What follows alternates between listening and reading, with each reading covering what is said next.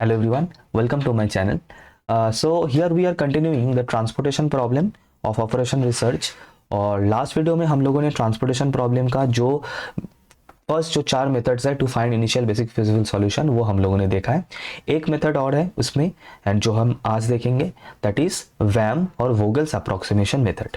तो अगर आप लोगों ने मेरा लास्ट वीडियो नहीं देखा है वो ज़रूर देख लेना, क्योंकि उसमें एक ट्रांसपोर्टेशन प्रॉब्लम क्या है, उसमें क्या कुछ चीज़ें हैं, सभी के बारे में मैंने डिटेल में बात किया है। तो पहले वो वीडियो देख लेना एंड बाकी जो चार मेथड्स है वो भी देख लेना and then you come back to this video that is VAM Vogel's approximation method.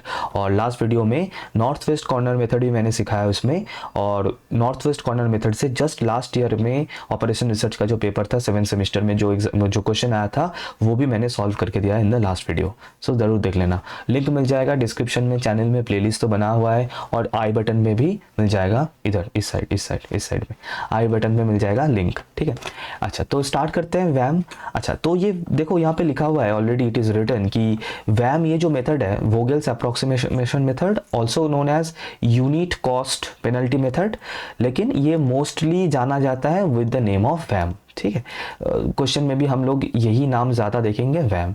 तो यहाँ पे ये लिखा है कि ये वैम यूज़ करके हमें एक better initial basic feasible solution मिलता है with respect to the other 4 methods. तो हम लोगों ने लास्ट में वीडियो में जो 4 मेथड हम लोगों ने डिस्कस किया है, north west corner method, row minima, column minima, matrix minima, इन 4 मेथड में से एक अच्छा एक बेटर रिजल्ट हमें देता है।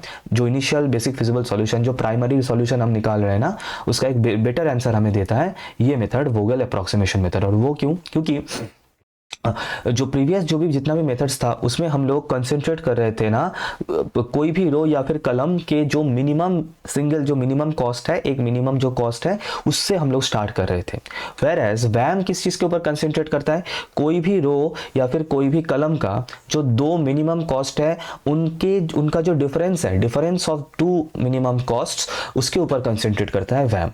प्रोसीड्योर क्या है, कैसे कुछ करना है वो मैं दिखाऊंगा नेक्स्ट स्लाइड में। हम लोग चलते हैं और यहाँ पे स्टेप्स भी मैंने लिख दिया है, अकॉर्डिंगली आप लोग फॉलो कर सकते हैं और आप लोग वीडियो मतलब सॉल्यूशन के थ्रू भी यू कैन फॉलो इट। ठीक है, पढ़ सकते हैं यहाँ से, आई प्रोवाइड दिस पीडीएफ, ये मैं दे दूंगा। ठीक है, ओके। अच्छा तो ये क्वेश्चन आ चुका है, बिल्कुल जस्ट प्रीवियस ईयर का ही क्वेश्चन है, देख सकते हैं लास्ट ईयर का ही क्वेश्चन है, एज यू कैन सी 2022-23 का ही क्वेश्चन है, मतलब लास्ट ईयर का। एंड ये जो क्वेश्चन है यहाँ पे देखो क्वेश्चन में क्या बोला है कि obtain the initial basic feasible solution, मतलब सिर्फ और सिर्फ हमें वो प्राइमरी सॉल्यूशन निकालना है, बाकी कुछ चीज़ करना नहीं है। ऑब्वियसली वो हम नेक्स्ट वीडियोज़ में करेंगे। मैंने सोचा है कि अलग अलग केसेस के लिए मैं छोटा छोटा वीडियोज़ डालूंगा, so you will be more able to understand easily. And सिर्फ और सिर्फ हमें यहाँ पे इनिशियल बेसिक फिजिबल सॉल्यूशन निकालना है of the following transportation problem by using Vogel's approximation method, in short called as VAM. और ये क्वेश्चन आया था 8 मार्क्स के लिए, देखो यहाँ पे लिखा हुआ है ऑलरेडी। तो ये रहा क्वेश्चन, ये रहा टेबल, और ये टेबल क्या कुछ है इसके बारे में मैंने डिटेल में ऑलरेडी लास्ट वीडियो में बात किया है। इसको इन सभी को कॉस्ट कहा जाता है, these are supplies, these are demands, everything I have discussed in the last video, so जरूर देख लेना उसका। ठीक है, अच्छा तो स्टार्ट करते हैं इसका सॉल्यूशन। तो आप लोग क्या करेंगे ना, पहले तो ये टेबल को बना लेना है आप लोगों को। First thing you have to do, you have to make this table. तो अच्छे से क्वेश्चन को देख के ये टेबल बना लेना है। और ये भी मैंने बताया, ये जो कॉस्ट आप लोग लिखेंगे इसको आप लोग इसी कॉर्नर में लिखेंगे, इसी कॉर्नर में आपको लिखना है, क्योंकि बाकी का जो भी स्पेसेस है ये स्पेस हम लोग को यूज करना है, काम में आएगा। जिन्होंने भी मेरा लास्ट वीडियो देखा उन सभी को ये बातें पता है, और किस काम में आएगा वो भी कुछ हद तक उनको पता है। ठीक है, ओके। तो स्टार्ट करते हैं वैम। तो सबसे पहले आपको जो कंफर्म करना है कि ये एक बैलेंस प्रॉब्लम है या अनबैलेंस प्रॉब्लम है, और बैलेंस अनबैलेंस कैसे चेक करना है वो भी मैंने बता दिया इन द लास्ट वीडियो, फिर भी मैं यहाँ पे दिखाऊंगा। देखो ये क्या है, ये सब है AI है ना, मतलब ये अवेलेबिलिटीज, एंड ये सब इधर पे ये जो नंबर्स लिखा है दीज आर BJ। ठीक है, मतलब this is B1, B2, B3 etcetera, and ये हो गया A1, A2, A3 एटसेट्रा। तो इस क्वेश्चन को बैलेंस या अनबैलेंस चेक करने के लिए फर्स्ट स्टेप हम लोग का क्या रहेगा, हमें देखना है कि समेशन AI मतलब 14 + 9 + 17, 14 + 9 + 17 कितना आ रहा है, इसका आएगा 40। एंड हमें देखना है summation BI and summation BJ। ठीक है, मतलब 8 + 3 + 8 + 13 + 8, 8 + 3 + 8 + 13 + 8, इनका सम देखो, इसका सम भी 40 आएगा। तो कंडीशन ये बोल रहा है कि सिंस हालांकि ये जगह मुझे काम में आएगा, यहाँ पे हम लिख नहीं सकते, ठीक है मैं हटा दूंगा। Since summation A I is equals to summation B J, मतलब दोनों ये सम इक्वल है, और इसी के वजह से ये एक बैलेंस्ड ट्रांसपोर्टेशन प्रॉब्लम है। अगर ये अनबैलेंस्ड ट्रांसपोर्टेशन प्रॉब्लम होता तो हमें पहले उसको बैलेंस में कन्वर्ट करना होगा, फिर हम उसको सॉल्व करेंगे, वो उसका भी मैं वीडियो बनाऊंगा। और अनबैलेंस्ड प्रॉब्लम का, अनबैलेंस्ड ट्रांसपोर्टेशन प्रॉब्लम का क्वेश्चन आया था भी लास्ट ईयर में 8 मार्क्स के लिए, मैं जस्ट लास्ट ईयर का क्वेश्चन ही सॉल्व कराऊंगा नेक्स्ट वीडियो में और बताऊंगा कैसे करना है, ठीक है। तो ये तो पहले आप लोग वेरीफाई कर लीजिए कि जो क्वेश्चन गिवन है दैट क्वेश्चन इज बैलेंस्ड और unbalanced. Yes it is balanced, so now I can use the further process of VAM, ठीक है। ओके मैं इसको थोड़ा सा इधर से मैं इसको हटा रहा हूं क्योंकि ना मुझे जगह चाहिए होगा, इसको हटा दूं, इसको क्लियर कर देता हूं।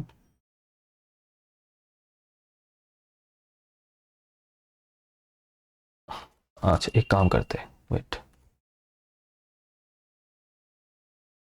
ओके तो आप अब देखते हैं स्टेप बाय स्टेप कि वैम कैसे यूज़ करते हैं एंड सॉल्यूशन कैसे निकाला जाएगा इससे, एक के बाद एक, ठीक है।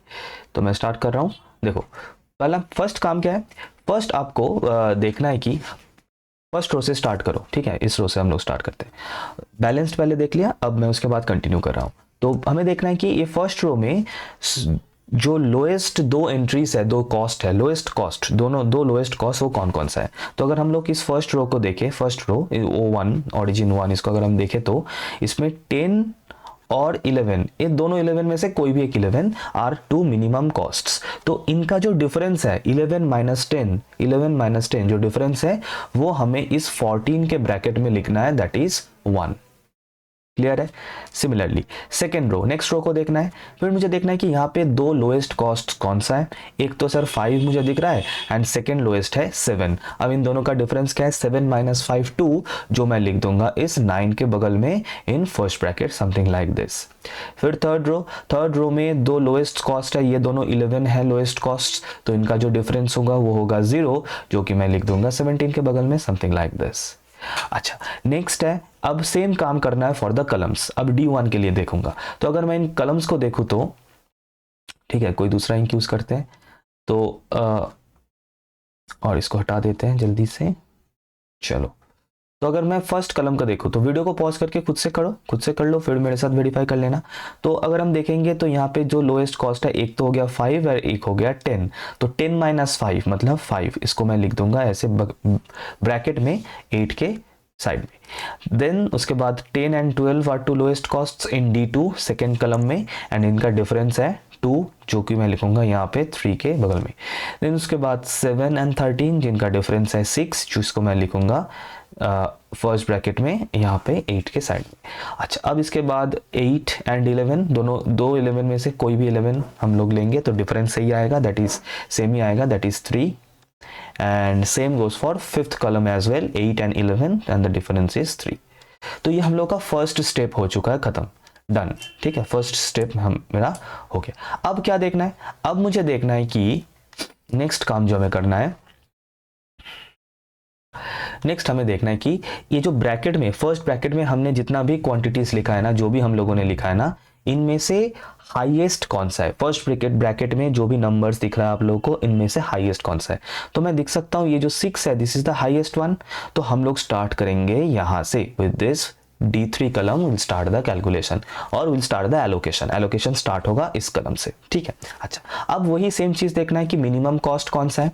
तो अगर मैं देखूं इस D3 कलम में, दैट इज थर्ड कलम में, सर यहाँ पे मिनिमम कॉस्ट मुझे दिख रहा है 7 का, ये जो box 7 is the minimum cost. तो हम लोग का जो फर्स्ट एलोकेशन होगा वो होगा इसी सेल में। अब यहाँ पे एलोकेट क्या करना है, मतलब कितना यहाँ पे प्रोडक्ट प्रोड्यूस करना है। तो अगर हम देखें ये जो 7, ये जो सेल है, ये वाला जो सेल है, दिस सेल, मैं इसको बॉक्स कर रहा हूँ ना, ये वाला सेल, ये सेल है एक्चुअली सेकेंड रो थर्ड कलम, मतलब ये सेल नंबर है 2,3, दिस सेल नंबर इज 2,3, जहां से हम लोग स्टार्ट कर रहे हैं। तो ये ओरिजिन 2 और डेस्टिनेशन 3 के इंटरसेक्शन में बैठा हुआ है। अब मैं देख सकता हूं कि इस ओरिजिन 2 में टोटल सप्लाई है 9, वेयर एज D3 में, मतलब ये जो डेस्टिनेशन 3 है, यहाँ पे डिमांड है 8। तो अब मुझे देखना है कि इस 9 और 8 में से मिनिमम क्या है। तो मिनिमम ऑफ 8 एंड 9 इज 8, तो इसका मतलब यहाँ पे हम लोग एलोकेट करेंगे 8।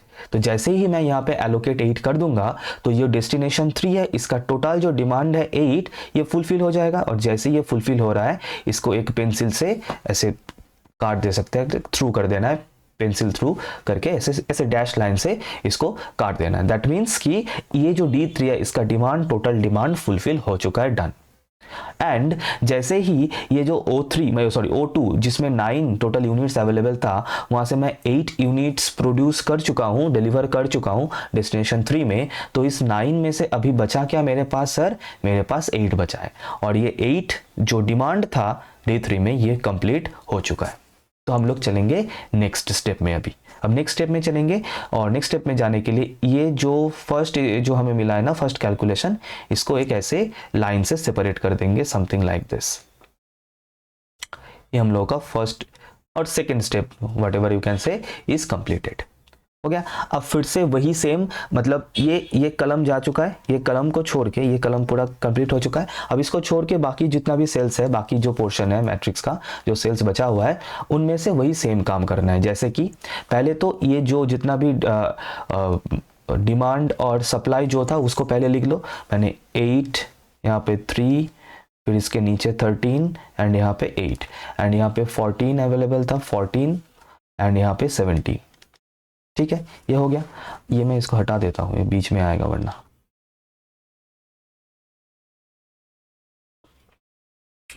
अच्छा, एक काम करते हैं, इसको नीचे नीचे कर देता हूं।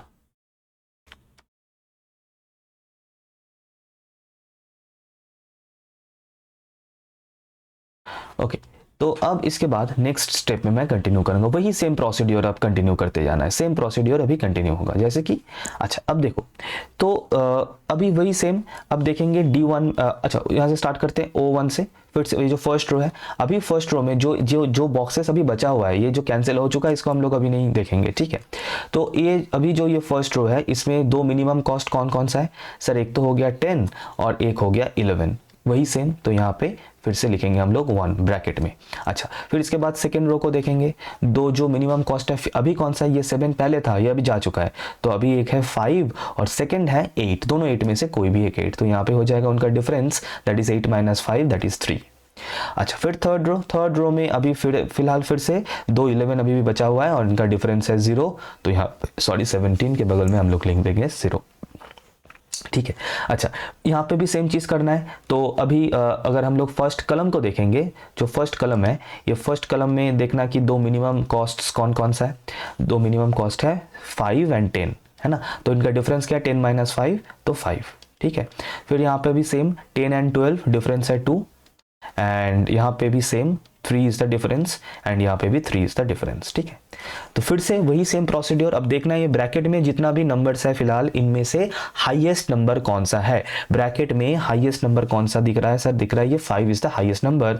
तो अभी जो हम लोग को एलोकेशन करना होगा वो होगा D1 में। और D1 में एलोकेशन कहाँ पे होगा सर? D1 में जो लोएस्ट कॉस्ट आपको दिख रहा होगा, वहीं पे हम लोग का होगा एलोकेशन। तो लोएस्ट कॉस्ट तो है ये 5, तो ये 5 की जगह पे होगा हम लोग का एलोकेशन, ठीक है। अब एलोकेट कितना करना है? देखो, D1 डेस्टिनेशन 1, यहाँ पे सर डिमांड है 8 यूनिट्स, डिमांड है 8 यूनिट्स, ठीक है। और ये जो बॉक्स है, ये O2 और D1 के इंटरसेक्शन में, तो O2 जो है यहाँ पे भी जो अवेलेबल प्रोडक्ट्स है वो भी है 8 यूनिट्स। सॉरी 8 नहीं, ये 1 होगा ना, सॉरी माय बैड, चेक कर देता हूँ, कोई दिक्कत नहीं। तभी मैं सोचा, जैसे मैंने देखा। अच्छा, ये 1 क्यों होगा पता है ना पता? क्यों? क्योंकि पहले तो 9 यूनिट्स था यहाँ पे, मैं इसको एक बार फिर से दिखा देता हूँ।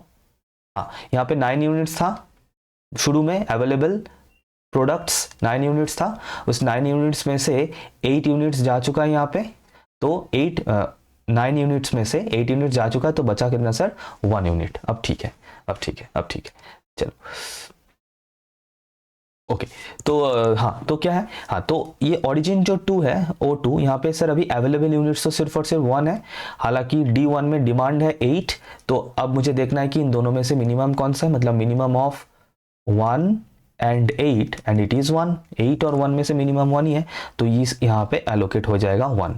और जैसे ही मैं यहाँ पे एलोकेट 1 कर दूंगा तो ये जो O2 ऑरिजिन था, इसका जो सप्लाई अवेलेबल प्रोडक्ट था वो अभी एग्जॉस्ट हो चुका है, तो इसको सिंपली एक स्ट्राइक आउट कर देना है, ऐसे पेन के थ्रू, ऐसे पेन थ्रू कर देना है। ठीक है, तो इसका मतलब सेकेंड रो का जो अवेलेबल था प्रोडक्ट्स वो मतलब वो जा चुका है, पूरा खत्म हो चुका है।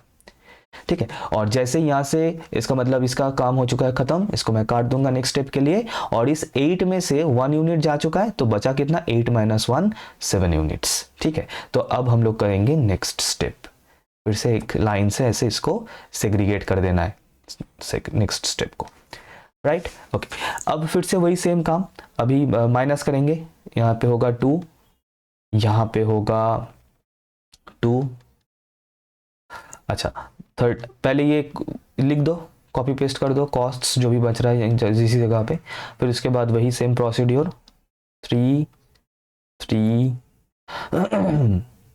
1 1, सही है, बिल्कुल सही है। ओके, अच्छा अब नेक्स्ट हाईएस्ट नंबर है 3, है ना, नेक्स्ट हाईएस्ट नंबर है 3। ठीक है, तो एक सेकेंड, ये सभी तो जीरोस होता ना, ये इस स्टेप पे ठीक है, ये अभी कैंसिल हो गया ना, हाँ ये 3 नहीं होगा, सॉरी माय बैड, ये 0 होगा, है ना, क्यों, क्योंकि ये 8 वाला जो रो था ये तो कैंसिल हो चुका है, अभी तो 11 - 11 होगा यहाँ पे 0, और यहाँ पे भी 0 होगा। अब ठीक है, अब बिल्कुल सही है।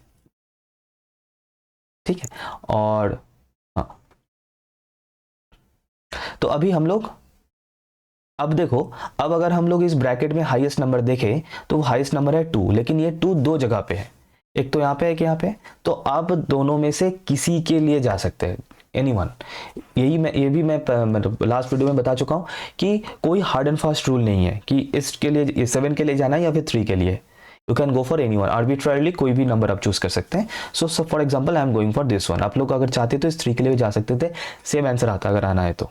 ठीक है, ओके, तो अब यहाँ पे हम लोग देख रहे हैं कि अब मिनिमम कॉस्ट कौन सा है D1 में, अगेन अभी फिलहाल जो अवेलेबल है उसमें से 10 है जो ये मिनिमम कॉस्ट है, तो यहाँ पे क्या एलोकेशन होगा, तो यहाँ पे एलोकेशन क्या होगा सर, डिमांड है 7 यूनिट्स, डिमांड है 7 यूनिट्स, वेयर एज अवेलेबल है, अवेलेबिलिटी है 14 यूनिट्स, तो 7 on 14 में से 7 इज द मिनिमम, तो यहाँ पे सिर्फ और सिर्फ 7 यूनिट्स जाएगा, और जैसे 7 यूनिट जाएगा इसका ये डिमांड फुलफिल हो चुका है, तो ये पूरा रो जो है, ये पूरा कलम जो है ये स्ट्राइक आउट हो जाएगा, है ना, this will be cancelled out, done.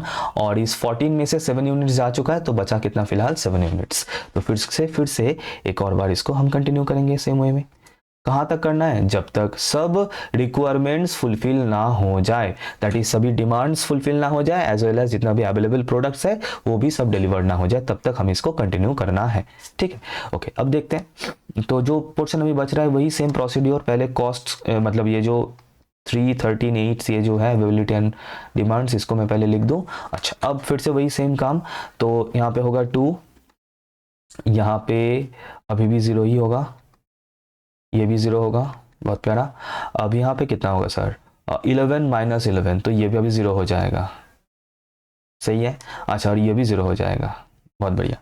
ठीक है, तो अब एक ही रो मतलब एक ही एलिमेंट बचा है करने के लिए, बाकी तो सभी 0 है ब्रैकेट्स में, तो ये 2 बचा है, तो हमें इसको ही लेना है। अच्छा, और इसको अगर हम लेंगे तो जो मिनिमम कॉस्ट है वो 12 है। अब वही सेम प्रोसीड्योर, यहाँ पे डिमांड है फिलहाल 3 यूनिट्स एंड अवेलेबल है 7 यूनिट्स, तो 3 और 7 में से मिनिमम कौन सा है सर, 3, तो हम यहाँ पे 3 यूनिट्स दे देंगे, और जैसे ही 3 यूनिट्स देंगे ये डिमांड 2 का भी फुलफिल हो जाएगा डिमांड, और इन 7 में से 3 जा चुका होगा, तो बचेगा सिर्फ 4 यूनिट्स, सिंपल।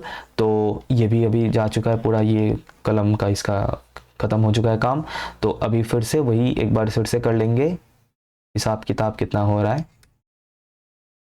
कुछ इस तरीके से।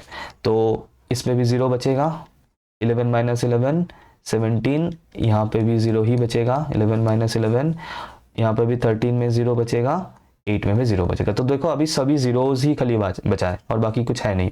तो अब द पॉइंट इज, अब किसी के लिए भी जा सकते हैं।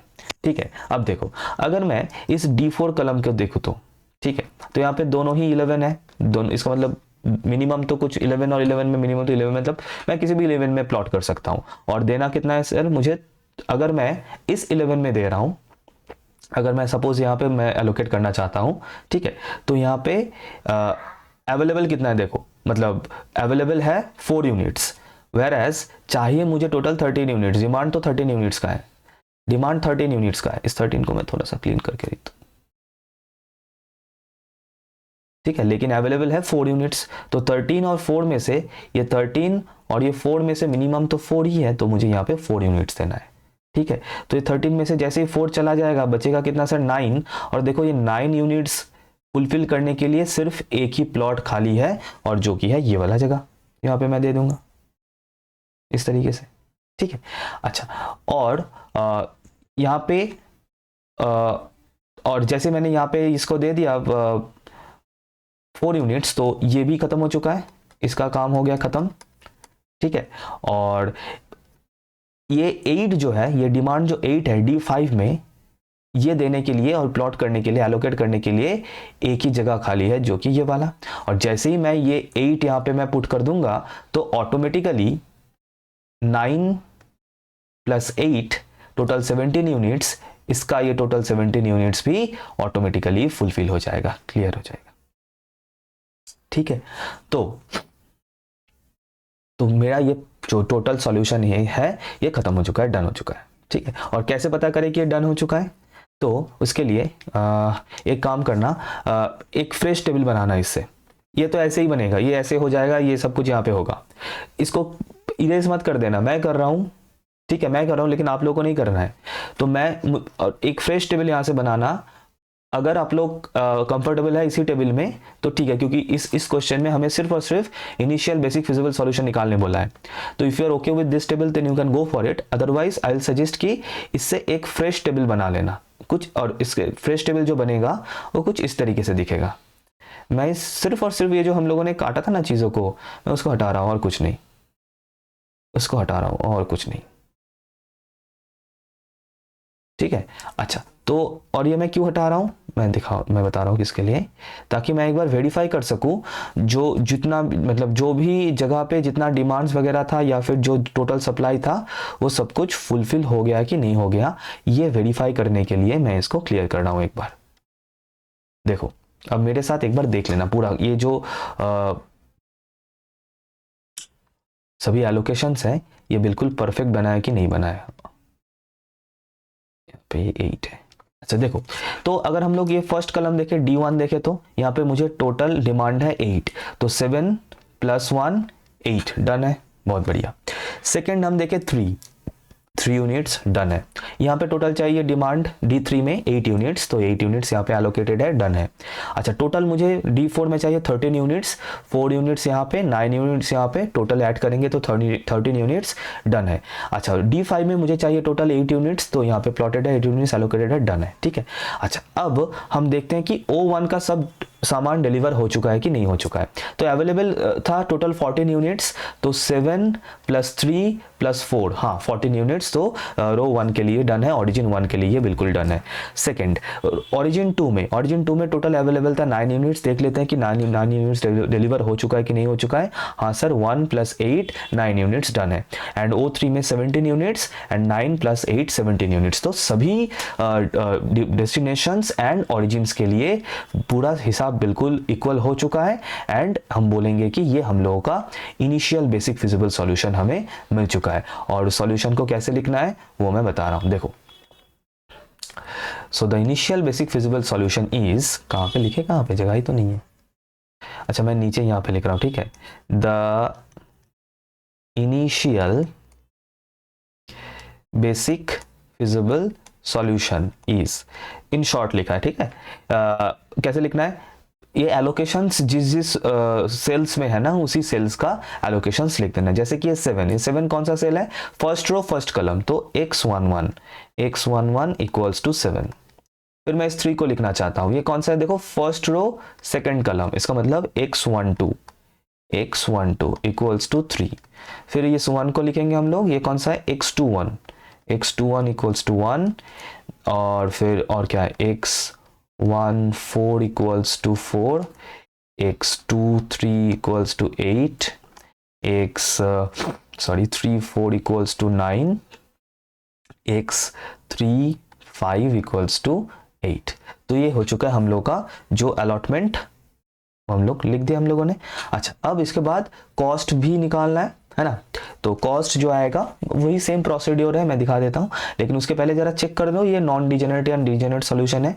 तो वो कैसे करना है, तो टोटल नंबर ऑफ एलोकेशंस कितना हुआ सर, 1 2 3 4 5 6 7। तो टोटल नंबर ऑफ एलोकेशंस है 7। Allocations is equal to 7।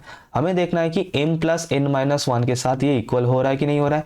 m क्या है सर, नंबर ऑफ रोज, कितना रोज है सर, 1 2 3, टोटल 3 रोज, प्लस कलम्स कितना है सर, 5 कलम्स, तो 3, इसका मतलब 8 माइनस 1 दैट इज 7। तो ये दोनों इक्वल है, हाँ सर बहुत प्यारा तरीके से इक्वल है। तो इसका मतलब therefore the solution is non degenerate. और अगर ये यहाँ पे एक डीजेनरेट सॉल्यूशन आता तो उसको कैसे नॉन डीजेनरेट करना है वो मैं बताऊंगा नेक्स्ट वीडियोस में, अलग से वीडियो बनाऊंगा इस सभी कैटेगरीज के लिए, ठीक है। ओके, तो ये हो चुका है इसका। और जो मिनिमम ट्रांसपोर्टेशन कॉस्ट है, मिनिमम ट्रांसपोर्टेशन जो कॉस्ट है वो कैसे निकालना है, वही सेम प्रोसीड्योर है, 7 इंटू 10 है ना, ये जो एलोकेशन है इंटू उस सेल का जो कॉस्ट है 7 इंटू 10, फिर प्लस 3 इंटू 12, जो भी जितना भी एलोकेशन वाला सेल्स है 3 इंटू 12 है ना, फिर उसके बाद plus 4 into 11, cost into allocation. क्यों कर रही है, क्योंकि देखो ये जो नंबर्स है, ये जो 11 वगैरह है, ये जो 12 19 ये सब क्या है, ये सब है ट्रांसपोर्टेशन कॉस्ट। मतलब O1 से D3 में चीज़ों को ट्रांसपोर्ट करने का कॉस्ट क्या है सर, 19 पर यूनिट, ठीक है। तो अगर मैं देखूँ इस वाले सेल के लिए, इस 8 वाला जो ये सेल है, मतलब ये ओरिजिन 2 से D3 में एक यूनिट डिलीवर करने का कॉस्ट है 7 पर यूनिट। तो यहाँ पे मुझे डिलीवर कितना करना है सर, टोटल 8 यूनिट्स। तो ऑब्वियसली टोटल कॉस्ट कितना होगा, 8 इंटू 7। तो वो ऐड हो जाएगा यहाँ पे सिंपली 8 इंटू, ऐसे करके जितना भी एलोकेशंस वाला सेल है उसका कॉस्ट ऐसे ऐड कर देना है कुछ इस तरीके से। तो 1 into 5 plus 9 into 11 plus 8 into 11। तो इसको अगर आप लोग कैलकुलेट करेंगे you will get the cost, जो मैंने ऑब्वियसली नहीं किया है। एंड आपको ये होमवर्क नहीं, मतलब कमेंट करना है कि इसका वैल्यू कितना आ रहा है। कमेंट करो, कमेंट नहीं करोगे ना ये पीडीएफ नहीं दूंगा। कमेंट करना है मिनिमम कॉस्ट, और कुछ नहीं। कमेंट करो कि इसका मिनिमम कॉस्ट कितना आ रहा है, बस, ठीक है। तो आई होप वैम का जो मेथड है ये क्लियर है। और भी क्वेश्चन हम लोग सॉल्व करेंगे वैम से नेक्स्ट वीडियोस में, तो मेथड जो है और क्लियर होता जाएगा। और मैंने यहाँ पे कुछ और क्वेश्चंस डाला है होमवर्क के लिए। ये होमवर्क करना चाहो तो कमेंट कर सकते हो, कमेंट में बताना आंसर क्या आ रहा है। ये क्वेश्चन है 2019 का, find initial basic feasible solution using VAM, ठीक है, वही सेम है 2014 का, IBFS यूजिंग वैम, एंड 2013 का। वाओ, ये दोनों क्वेश्चन सेम है, ये मैंने नहीं देखा था, बहुत बढ़िया।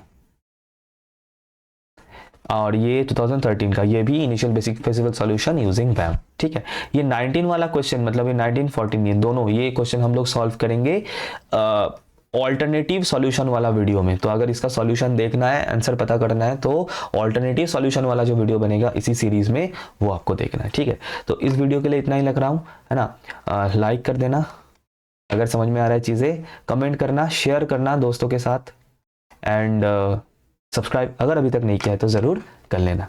सो थैंक यू एवरीवन, मिलते हैं नेक्स्ट वीडियो में।